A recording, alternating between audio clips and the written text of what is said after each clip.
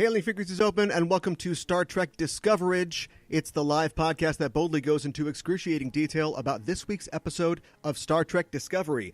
I'm your host, Aaron Coker, a.k.a. Caliban, and it's clear to me that one knock-on effect of Hodgkin's law of parallel planetary development is that every culture loves to quote Sun Tzu.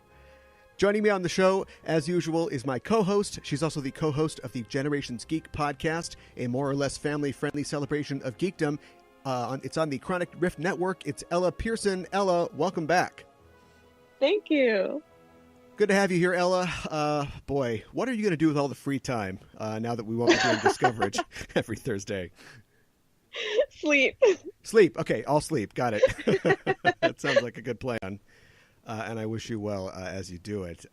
Thanks for joining me for this finale episode. Also joining us on the show tonight, he's a man that needs no introduction, but I'll do what I can. He's the author of many Star Trek novels, including the TNG novels A Time to Love and A Time to Hate, as well as numerous other works of tie-in fiction and reference books. He's a former editor for DC and Marvel Comics and is a former editor for Starlog magazine and the Weekly World News. It's Bob Greenberger. Bob, welcome to the show. Thanks. Pleasure to be here. Thanks so much for being here. I always ask new guests on the show how they first discovered Star Trek. How did you become a Star Trek fan? Oh, that goes all the way back to the first original run of the show. I remember I had gotten out of bed. I was really young. Maybe I was 9, and I went downstairs to the kitchen for a glass of water or something, and I looked into the playroom, I should say, and my father was watching this show, and people were sparkling out of sight, and I said, "What's that?" And it wasn't until about a year later I finally got to stay up and watch a full episode, and I was hooked. Sure. That's something very exciting for a 9-year-old, sparkling people. I definitely want to check that out myself. I read that you were initially attracted to the business of writing and editing due in part to your father's encouragement, but also you were inspired by Clark Kent? Yeah, I was sick a lot as a child, and when I was laid up in bed with bronchitis, I was about 6, Mom brought me a Superman comic, and I fell in love with what I was reading, and the next thing I know, I'm discovering the George Reeves reruns on WPIX in New York. Sure. And got hooked, and Clark Kent's job at the Daily Planet, for whatever reason, fascinated me. Yeah, one of my favorite characters, comic book characters, is Lois Lane. Not exactly the I'm going to prove that Clark Kent is Superman Lois, but the inflappable, intelligent, dedicated reporter, somebody who has unshakable integrity, and she's dating the biggest story in human history, and it's like no big deal to her, And as in my own work as a journalist, she's been my touchstone. Neil, may she rest in peace, was lovely and charming, but I much preferred the Phyllis Coates Lois Lane in the first season. Oh, okay. She was the tougher Lois that we're talking about here. Yeah. What comic characters and stories are far and away the ascendant intellectual property in movies and TV right now, and that rise was already beginning when you were working in the industry in the early aughts. What do you think of the widespread expansion of comics into other media, and do you have any particular favorites in the genre? Oh, wow. Good question. I think it's great. We've been watching it incrementally, but when I got to Marvel in 2000, that's really when things started to explode, and I saw the potential. I mean, there was a lot of animated stuff going on television, but once X-Men and Spider-Man came out, it seemed like the sky was going to be the limit, but it really took till Iron Man in 2008 to prove it was sustainable. As far as personal favorites, I mean, I love a lot of the Marvel stuff. Just the world building Kevin Feige and the team of producers have been able to do has been just astonishing. Nothing like it before in movies. Probably nothing like will happen like it, after this. Yeah, I mean, I've been really impressed by it too, and I don't want to try to be a prophet of doom and gloom, but do you think that they can sustain the height that they've reached at this point, after 10 years, or do you think that it will lessen but still be around as a genre, like something like a Western or a war movie? I was just having this conversation earlier in the week. The 1950s into the early 1960s, movies and television were filled with Westerns. You couldn't get enough Westerns. Yeah. Then the fad changed, and it was, the espionage, James Bond themed stuff in movies and television. So they go through their cycles. The international market is so large now that I think the superhero cycle will sustain itself longer. It's always going to be with us, but right now it's driving all the revenue for Hollywood and merchandising and licensing. That's probably going to shift in the next few years. It just has to, because these things, like I said, are cyclic. What's next? No one knows. Yeah. Your reference book, Star Trek: The Complete Unauthorized History, came out a couple of years ago, and in it you present a look at the history of the franchise of Trek with an emphasis on the experiences of Trek fandom. And a lot of this happened, of course, more than a few years ago. Are there any persistent myths that continue to get propagated in like cast autobiographies or insider accounts, things that people seem to remember wrong? Some of the chronology people continue to get wrong. Gene Roddenberry was so good at spinning the myths of NBC, saying the original Cage pilot was too intellectual, and that's why NBC didn't like it, right. Or how he was constantly fighting the censors. And now that a lot of the documentation has come out in the Mark Cushman books and that and other resources and the Mark Altman oral histories, we're getting a much more nuanced look at what really happened. Yeah. So I think some of those, myths that were perpetuated for, basically 2 decades are now finally starting to fade, but they're still out there. Yeah. I was fascinated. The other couple of weeks ago, Larry Nemchek did a thing about how he finally discovered who played Isis in Assignment Oh, that Earth. was brilliant work on his part. Yeah, that was really neat. He finally put that to bed. Real quick before we get into format, you just had a successful Kickstarter for a new project called Thrilling Adventure Yarns. Can you tell the listeners about it and where they can get it? Sure. This is part of Crazy 8 Press, which is a digital press hub that Michael Jan Friedman, Peter David, Aaron Rosenberg, Paul Kupperberg, and others, and I put together. And this is where we could publish what we want for the readers.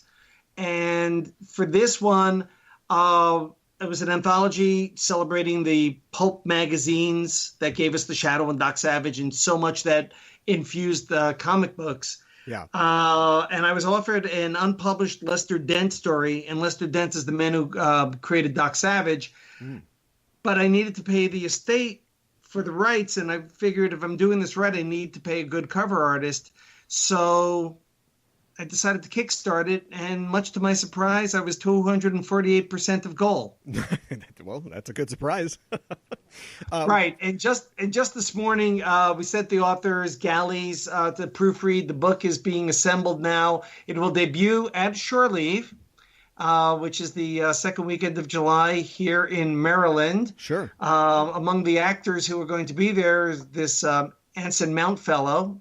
Yeah, right. And Ethan Peck. And just announced yesterday, Nichelle Nichols is making a stop there as part of her farewell tour. That's amazing. Well, definitely, listeners, be on the lookout for that. Thanks again, Bob, for joining us. Let's take a quick dip into Trek news before we talk about tonight's episode. Development on the still untitled Jean-Luc Picard show continues apace, and 3 new cast members have been announced by CBS as joining the show.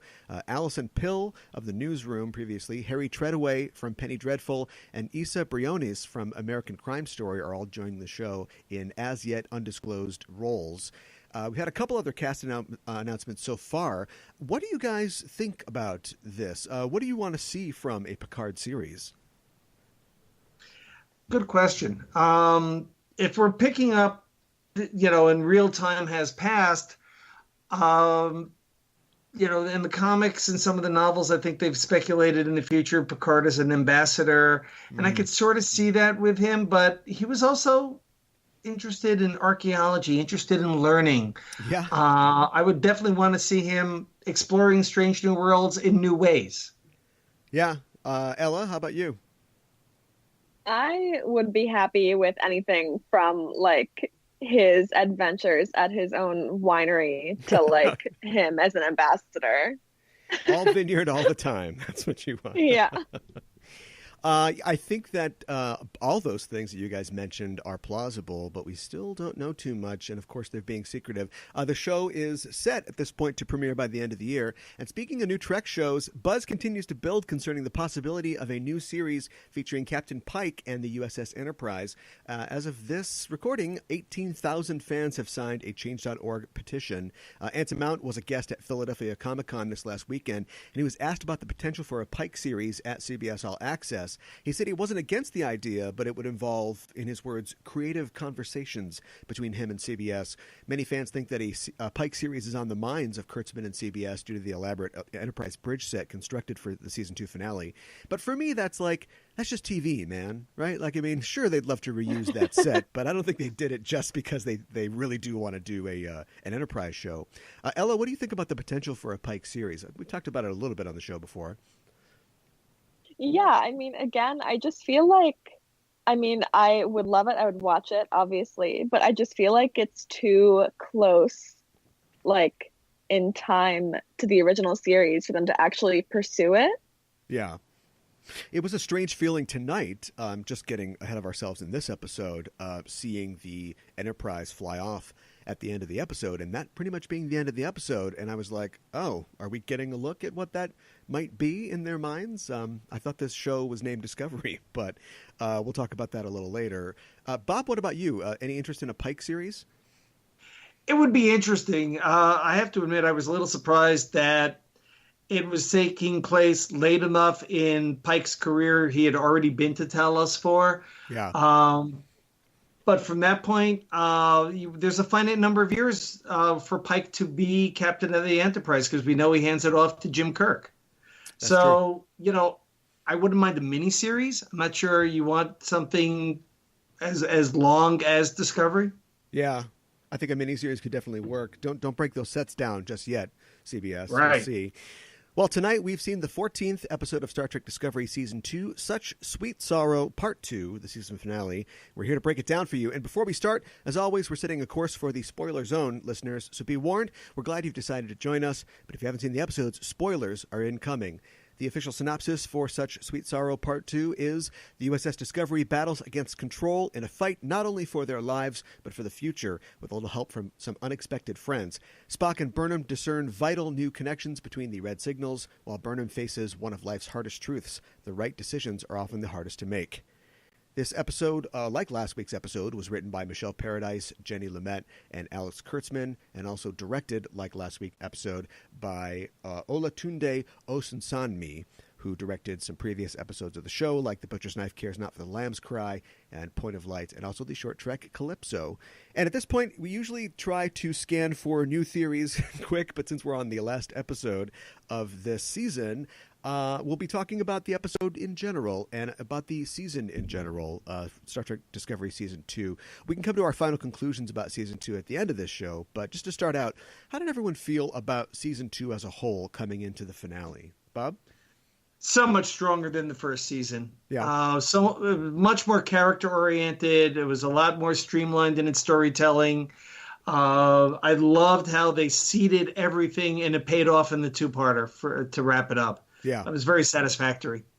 Ella, what about you? Ella still there? Thinking. Yeah. Sorry, I'm having a little bit of Wi-Fi difficulties, so if there's any pauses, I'm sorry. But no, I loved it. I felt like this episode, there was so much just like action packed into it. I feel like it was a little bit rushed, but I don't know really what they would have done if it was spread out a bit more. Yeah. But I feel good as a whole, especially like I feel pretty good about it. I think I wrote in my notes, so very much extra everything, I wrote at some point. I think they certainly saw to it that everybody got a moment. Oh, yeah. Oh, yeah. They were just reporting their farewells. Oh, for sure. Yeah. I thought that was sweet. Yeah. If anybody listened last week, I had some sort of, I was trying to talk about some of my mixed feelings about season 2 in general. Not specifically I enjoyed a lot of the character moments, but I felt like the meta plot was weak. I felt like they had not quite enough story for like an entire 14 episode season. And I don't know if that was because of the behind the scenes issues or what, but I felt like the whole Red Angel meta plot was something that would have been a nice sort of runner going underneath everything while we're dealing with things weekly, but it sort of became, the entire show. And Ella, we finally know now what the signals are, which we ask ourselves every week. So what I want to know from you is, what are the signals? I feel like I still don't understand. I know we've got literally, what are they? We've got 5 of them, and then we've got 2 more, and the 2 more are what, like navigational signals? Yeah, I mean, they're very bright lights set off by suit. Okay, all right. If it's good enough for me, if it's good enough for you. What did you think, Ella, about the overarching plot of this season? The idea of the Red Angel having this mystery and the signals connected to them. Now that we've seen the shape of the entire thing, how do you think they pulled it off? I mean, I'm glad that it was wrapped up in a nice, neat little bow for us. Yeah. I'm a little like, just because we spent so much of the season just like really painstakingly like following the signals and trying to figure out what they were. Yeah. And then having it all happen, like but like have it confirmed what they actually were within like 30 seconds. It was just like, it was a little fast. Yeah. But like it all made sense. Like I'm happy with what they were. Like I don't feel I'm not upset about it. So I'm satisfied. Yeah. Bob, what about you? What did you think about the overarching plot? What about the Red Angel? I thought it was really interesting. I thought it was great when we reached about the 2/3 point of the season, when we realized the Red Angel was Mom. Yeah. And right. It filled in some of Burnham's backstory and added some poignancy. But you had the Red Angel story, then you had the Section 31 story, and I don't think that worked as well as it could have. I think it got layered in late and then rushed. Yeah. But overall, I mean, like I said, the season this time around works much better than the first season. They got the kinks out. I think first season they juggled too many storylines that just took the focus off the ship. This time they kept it on the ship and had the stories run through it, which was, I think, made for better storytelling. Yeah, and I think that the Red Angel thing is kind of it's a weird sort of thing, a weird kind of story for Trek, but that's the kind of story I think that I would want to see from a new modern era Trek show. Having an exploration of Section 31 or introducing them, like I don't think that there's anything wrong with that. I think that that's probably a good idea. I think that the Section 31 show will probably be pretty great, but I agree that it seemed like a little extra much, and somehow trying to include the development, like the birth of AI, or at least this very dangerous AI that they're trying to deal with. I'm still trying to figure out, like, what was the weird metal octopus that was coming from the future or something like that and grabbed on the shuttlecraft at one point. We get these glimpses of what looks like the real foe here in the future, or at some point in the future, or in an alternate timeline, these metal ships and stuff. So I have to wonder, as we pick up with season 3, and we can talk about our speculations about season 3 a little later in the episode, but like, what kind of world is Discovery flying into here? That's a good question. We'll, if you want to speculate later, let's do that. But sure. There were definitely things that didn't pay off, things like those metal octopus arms. If the data in Discovery has melded with the ship and was able to raise its shields to prevent the self-destruct, then that should have played out differently, defending itself, coming up with maneuvers that controls ships couldn't anticipate. So it was AI versus AI. Okay. But instead we had this big special effects battle that just went on endlessly. Yeah. It was very Star Wars-ish. But I do like the idea of Discovery's really good at defending itself. Let's just let it do its own thing. Like, you go ahead, Discovery. We'll just be on Enterprise. Ella, I noticed something else. I think last week we theorized that it was going to be just a skeleton crew of people that was going to be on Discovery.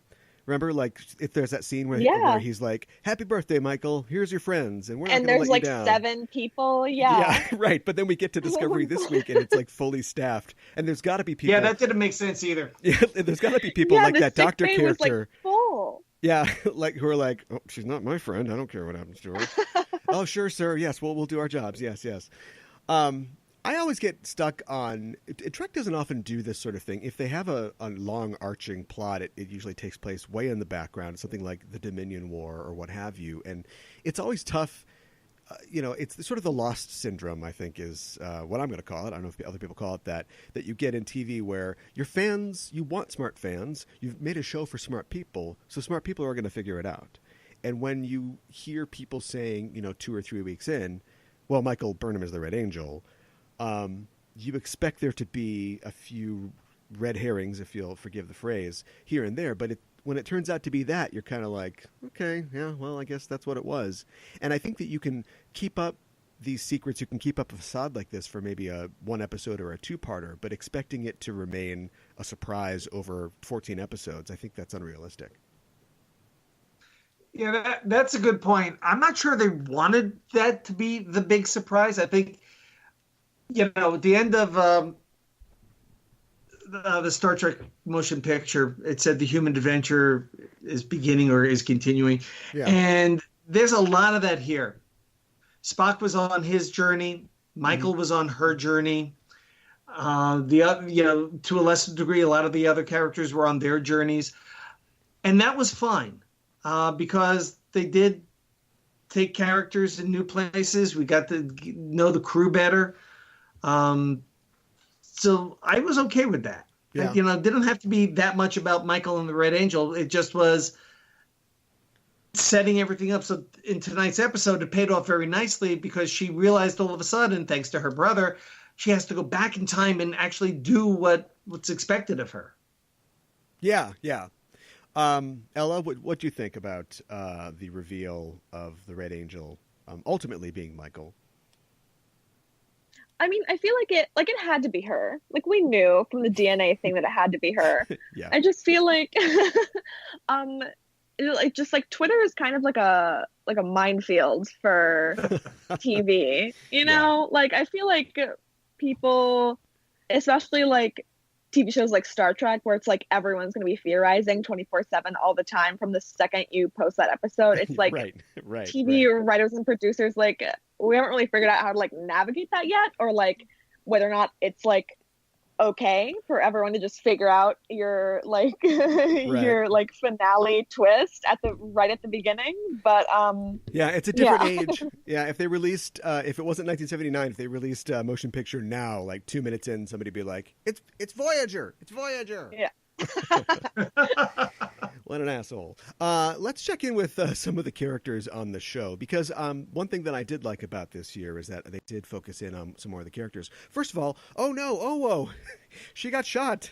When Owosu-kun got shot in this episode, I had flashbacks to the previous episode, and I thought, are they going to kill a bridge officer here?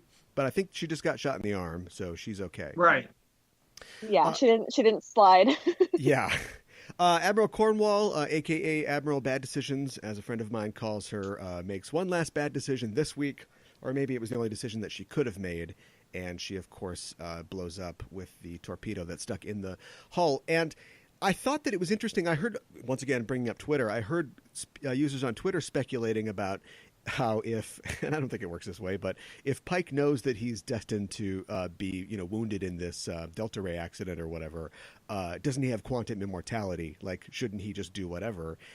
And expecting to not die until his time to die or to be maimed. And I like the fact that they actually kind of address that in this. Like, he's down there and he's like, well, if I hang around, this thing can't blow up because I don't die here. But I'm not sure that the show really solved that problem other than just her going, yeah, but you can't stay here, though. Like, you are the captain. You have to go back up to the bridge. And so I'll be the one to stay here, I guess. I actually had a problem with that because it was telegraphed and we knew she was going to die. Yeah. I figured there'd be some maimings and deaths and characters written off and stuff, but that was a little ham-handed. Yeah, I don't disagree. I always love that it's like we've got a one-way manual lever, and it's like, well, can't just a door on the other side of the bulkhead also reach that lever or a similar one? Are you going to miss Admiral Cornwall, Ella? A little. I love a strong female character. Mm-hmm. You know, like she doesn't take any crap from anyone. But I'm not.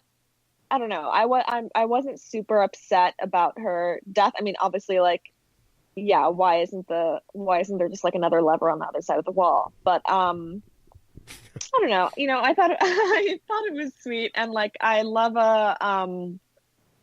like when the highest ranking officer is like, well, that's my job Has to to go like down with be the one with that the goes torpedo, down. yeah. Yeah. I like the fact that he could watch her explode. I was like, they should make the whole ship out of that glass. Yeah. That's pretty good glass. Yeah, that was too bad. I'm going to miss her too. I think that also she's just a victim of, it's a good problem to have, but we have so many good characters now that even including her, like bringing her along seemed like she's probably going to die, you know, like she just didn't have anything to really do in these last couple episodes. So yeah, it was interesting seeing her aboard the Enterprise do nothing. Yeah, especially as the flag officer in charge. But what else? What about Culber and Stamets? Their ultimate fates are, of course, left a little bit up in the air, but it looks like we were getting a reversal of the somewhat final conversation between them last week. It looks like Culber has changed his mind, I'm guessing? Or do you think he was just saying that to help Stamets pull through, and then he's going to turn around as soon as he's better and be like, no, I really want to break up? He's on the Discovery after saying he was going to the Enterprise. And to me, I thought he did change his mind and come home. Yeah. Ella, what do you think? Yeah, me too. Too. I think so what was the point of the conversation last week then? They're just had to stretch it out. Fight. I guess people fight. People fight all the time. What you guys think about? Also, go ahead, by Bob. the way, is it me or did it take an awfully long time for Stamets to go from being injured to arriving in sickbay? Yes. Forever. Yeah. Ages. Yeah, the turbolift was out, and they had to like hand him over hand by hand down a ladder or Jeffrey's tube or something, I guess. But then Tilly had to leave within 30 seconds. She had to then she had to whip right back around. Yeah.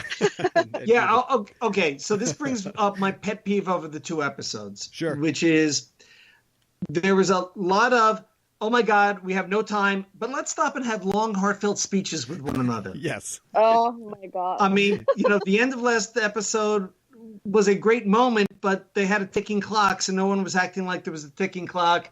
Spock and Burnham's farewell looked endless. Well, we got 35 seconds left or whatever. Yeah. I also don't understand why, if they had 57 minutes before the Enterprise arrived and 10 more minutes before Control arrived, that they waited till the last 3 minutes to actually fabricate and build the suit. Right.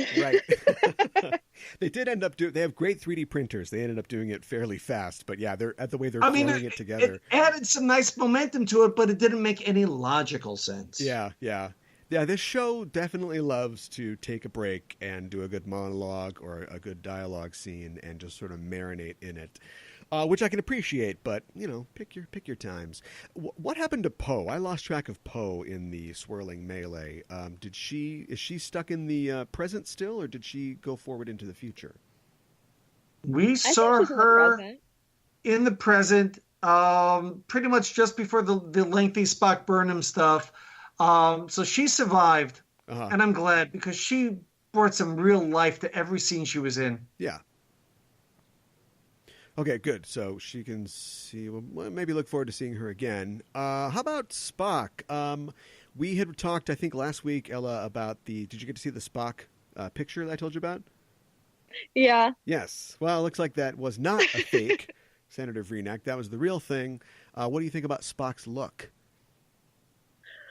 Oh man, I just love him. I'm like, I'm not proud of like the sounds that came out of me, both when Spock and Burnham were saying goodbye and when he finally came on the bridge, like in his uniform. I was like, oh my God. I'm very, very grateful for that last scene where we saw him sort of closer to as he is in the original series. Yeah, it was a really neat moment. Yes. Although as he steps on the bridge and we see him beardless, there's an echo of Shatner in the back of my mind going, "Where's your beard?"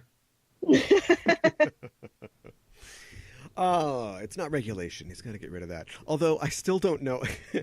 they shave those points into his cheek hair, right? Like it doesn't really grow like that. It's like a beard version of the Star Trek sideburns, but I love it and I wish I could do it myself. We're going to have to ask him about that at Shirley because I don't know how to pull that off. Please do. He got strange looks when he was at the grocery store. There were some interesting directing choices in tonight's episode. What was up with the Power Rangers split screen thing that happened at one point? I don't know. I kept expecting Alice, the housekeeper, to show up next. Yeah, right. Exactly. It's like in an old sitcom when two people are talking on the phone and you see people on either side of the screen. And I was wondering, is that the first use of split screen in a Trek series? I was trying to think of other examples, but I couldn't think of anything. Me either. Ella? Yeah, I don't know.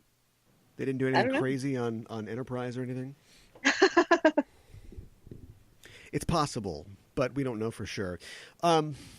There's something else that I wanted to pick at a little bit, and I don't know if this falls to writing or directing, but one of the cool things about the Trek universe, or any shared universe, is that it's really evergreen in what it can provide you. And you think that, say, I don't know, Thor's been around since 1962, so every Thor story's been told. But if you give a good writer the toys of that universe, you get Thor as a frog now, or Jane Foster's Thor, or Thor travels in time and fights alongside his older and younger selves.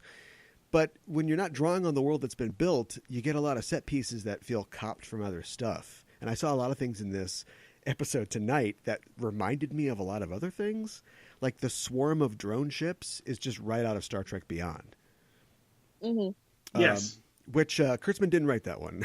and Burnham, I think at this point, it's been 10 years. Iron Man and the idea of an Iron Man suit has really suffused our entire culture. But her face is even framed and lit like Tony Stark's, in the thing. They were clearly trying to call out something there. And, Alan Gratz would want me to point out that Kurtzman loves having characters fly out of ships, into space. They do it in Trek 2009 and Into Darkness. There's always somebody, hurling in a spacesuit, somewhere else. Oh, my God. The jumps in 2009. I totally forgot about that. Yeah, when they jump to the... Yeah. Yeah. And, of course, this episode also has an unexploded torpedo, which reminds me of Starship Down from DS9. At one point, and we've never seen this before, there's outer hull repair droids. They're like R2 units that come out and start fixing things. I was thinking of WALL-E, but you're right. Or WALL-E. Yeah, there you go. Yeah, it's like WALL-E. And I was like, wow, that's interesting. We've never seen something like that before. I've seen it in Star Wars. And, of course, you've got the Inception hallway scene, which it's cool, but it wasn't that long ago. I kind of know what that's from. It's funny. I turned to my wife and I said, this just to give the stunt actors something to do. Yeah. No, it looked great and it came off well. And I like the fact that they're really playing with things, but I wish that they would just go the extra mile and try to find some way, because they never talk about gravity on Starfleet ships. They're always just walking around Earth normal gravity. And so if you're going to play with it, it's that's a good start, but what else can you do? Giorgio even pulls the metal out of Leland like Magneto does to Wolverine at the end of the episode, which I have a lot of questions about. So here's what I want to know. Leland's on board. He's looking for the data. They're trying to fly to the future. So we got to deal with this because there's no point in bringing Leland with you with the data to the future. So at one point, she sucks all the metal out of him and says he's neutralized. So is he dead, or is the body dead, but the little cyberbots are still doing something? Is this going to be a complication in season 3? Because you've still got what is essentially control on board the ship with the data that it wants. Do you think that this will be something they'll have to deal with in season 3? Or are we all done with that? It's left dangling, and I hope they don't go back there, because that's just beating a dead horse or a dead nanite. Yeah, we're done with it. Ella, what do you think? All she really did was suck the nanobots out of him. So I feel, in theory, I feel like they could sort of like reanimate Leland. But yeah, I mean, same. Like, I hope that they don't go that way. Yeah, after they come out of, boy, I can't remember that character's name, but they brought him back, and it wasn't the real him. And then the nanobots started going after Burnham, and she did just like vaporize them at some point, right? I think so. Yes, that sounds right. Yeah, okay. Well, that probably won't be a problem. A lot of this stuff isn't going to be a problem going forward, it looks like. A lot of people have...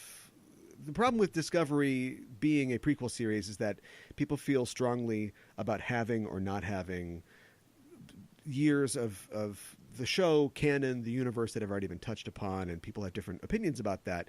But this episode, but also this season, and especially the end of it, seems to fall on, we want to wrap everything up, and we want to do it very, very tidily. We have that scene at the end where Tyler, Pike, Spock, and Number One, whose name, I guess, is just Number One, are talking to Admiral Mouth. I don't know what else to call him. He's just got a mouth. Right. And he's from the continuity department, I guess, because he's basically like, okay, nobody leaves the room until we fixed all the canon issues. So what do we got? We got no more AI, no more time travel. Tyler, you're a sleeper agent. You want command of a Black Ops division? Got that. Great. And then going forward, I guess, and maybe I got this wrong, but there's some kind of gag order on Disco, like Sarek and Amanda like can't talk about their daughter, and Spock brings up that obscure Starfleet regulation about tampering with history, even though they've never been back in time before. Yeah, right. Yeah, I just think it was so weird that they have to like deny her forever. I mean, is anybody going to forget the name Michael Burnham? She's the flipping mutineer. They gave her a medal last year, you know. The fact that they could just like edit her out of history, I think, is strange. I also thought it was strange. I guess young Spock can lie. Under order. Under order. He's under orders to lie. Okay, I suppose yes. Yes, he lies in the Enterprise incident and other episodes. Exactly. I was just thinking of that one. Yeah. So I just think it's strange because it seemed very important to them to make sure that nobody's feathers were ruffled with the canon issues. And my opinion on it is, why does it matter? You know, canon can be a prison, you know, if you let it be. I guess we're setting up the Section 31 show going forward, so we get that out of the Tyler thing. But do you guys think that, you know, they've already said that Pike, or Anson Mount as Pike, won't be returning in the next season, but do you think that Discovery will remain a presence in the world of the show Discovery? Yeah. Or are they all on their own now? Like, even if they get back from the future, they're the ship that is not to be named. That's season 3 story to tell. Do you think that they can, I mean, having seen the first 2 seasons, do you think that they can stretch this out for a while, spend a lot of time in the future, bring them back to the present, but also find stories to tell that are taking place outside of their service in Starfleet? I'm hoping they learn their lesson from Voyager. Oh, okay. Where Voyager which lesson? Which one? Where the status quo was constantly being reset on their lengthy journey home. Yeah. Whereas this time, that ship has been beaten badly. Oh, yeah. They're sent to a future, and we think we know where we're going, but we don't know where they're getting until the 3rd season. So they need repairs, resupply. Yeah. Is the future they're going to greet them welcomely? What are the galactic politics of where they are? Are they such an anachronism they don't have parts that work?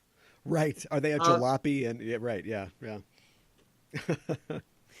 Of course. And I'm sure they're figuring that out now. Yeah, I'm sure they are. And I'm sure a lot of it is going to be based around the little glimpses that we got in Calypso. At some point, Discovery gets fixed up because it didn't look too beat up in that episode, assuming that's a timeline that persists.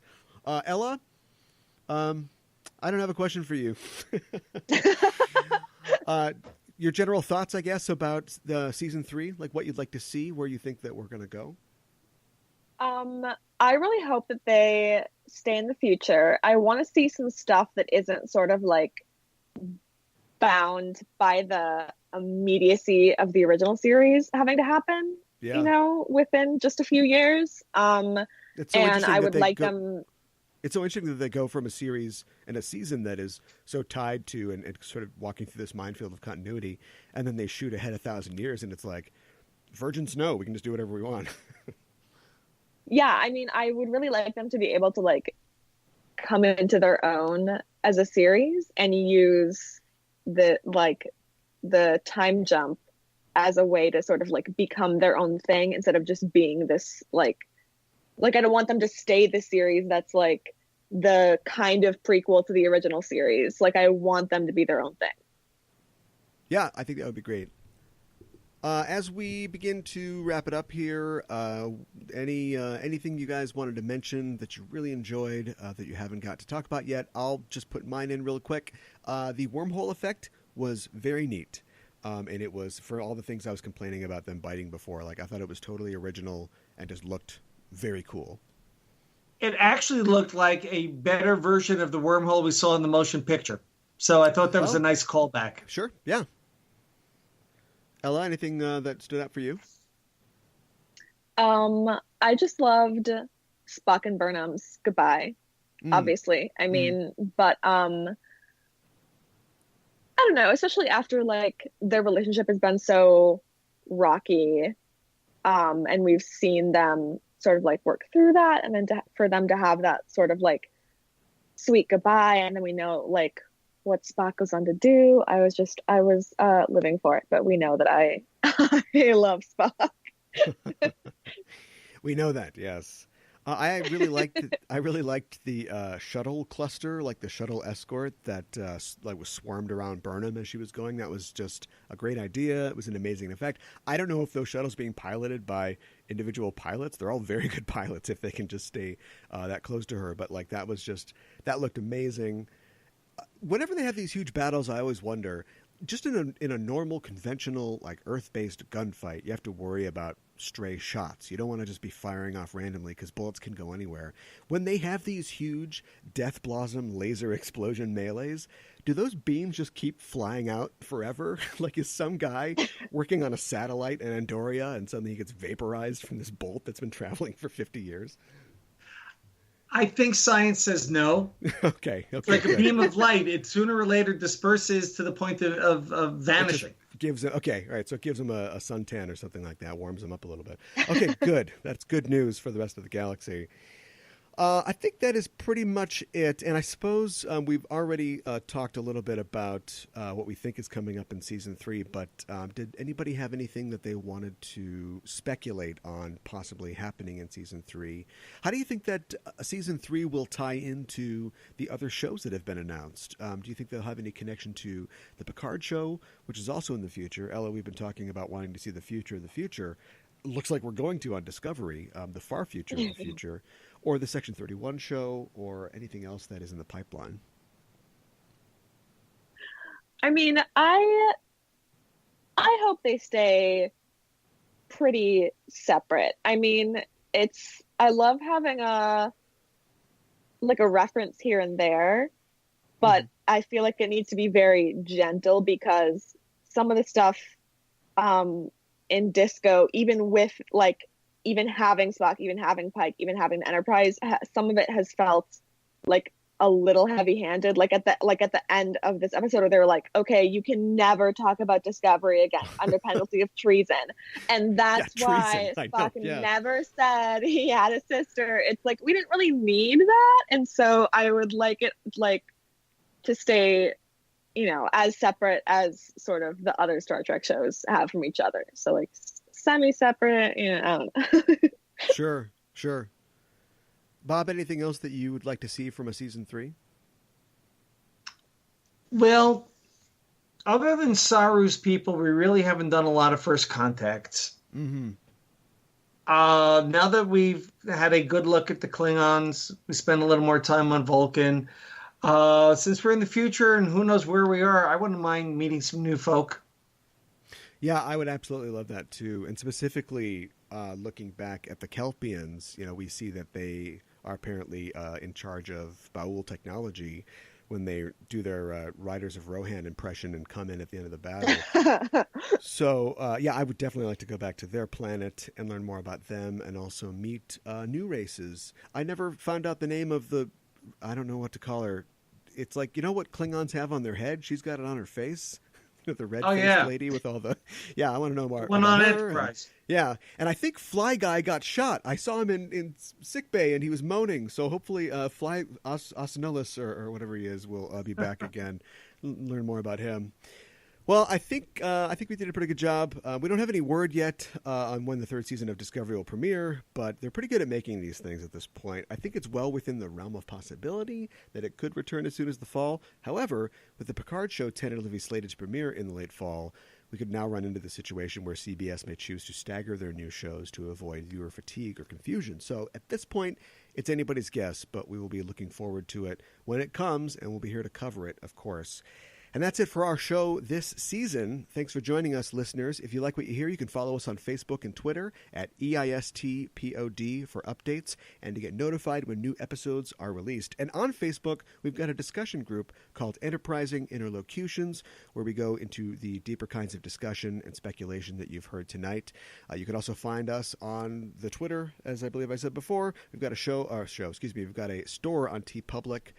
Go check that out as well. We're going on hiatus for a while, but Discoverage will return this summer with a panel show summarizing our thoughts on Discovery's second season, just like we did with season 1. You can find that show in our show archives, and I'm really looking forward to that. Last year's was really fun. In the meantime, you can check out our main show at Enterprising Individuals at enterprisingindividuals.com. Every Wednesday, I and a guest will discuss in excruciating detail a selected episode from a Star Trek series. We also have news from the Trek sphere, updates on Star Trek Discovery, and interviews with special guests. On this week's episode, I'm joined by writer and comedian Asterios Kokkinos, and we're discussing the Voyager episode Virtuoso. That's the one where the Doctor becomes an opera star. It's a very fun episode, and we had fun and a funny discussion about it. You can find more conversations like that. You can find off-topic rants, DS9 and Voyager episode recaps, and more at our Patreon page at patreon.com/EISTpod. Bob, thanks so much for joining us tonight. Where can people find you online? Facebook and Twitter and Goodreads, all Bob Greenberger. So I'm pretty accessible. Okay. Any projects or appearances coming up you want to tell the listeners about? Oh, thanks. At the end of this month, I will be in Camden, New Jersey at the Camden Comic Con. And after that will be July at Shore Leave in Maryland. Sure. I've got the Supervillains 100 Greatest Moments book coming out about the DC bad guys. That'll be out May 14th. So that's my next project. And where can people find that? Can they get that on Amazon and where books are sold? Yeah, it's up at Amazon now, for order. Same in Barnes & Noble. It'll be in bookstores May 14th, and I just got a copy the other day, and it looks pretty cool. Good. Keep an eye out for that, listeners. Ella, thank you as always. Where can people find Generations Geek online? At Generations Geek on Twitter and Instagram, and we just had a lovely interview with Jane Fenn, author of the Shadowlands duology, as well as I think it's the Hidden Empire series. Jane, if that's wrong, I'm so sorry. It's 4 a.m. And so that'll be out soon. Okay. All right. Well, people keep an eye out for that. And that is it for us for this season. Thanks for listening, everybody. It really has been a blast. We are signing off. This is Aaron for Bob and Ella saying, live long and prosper.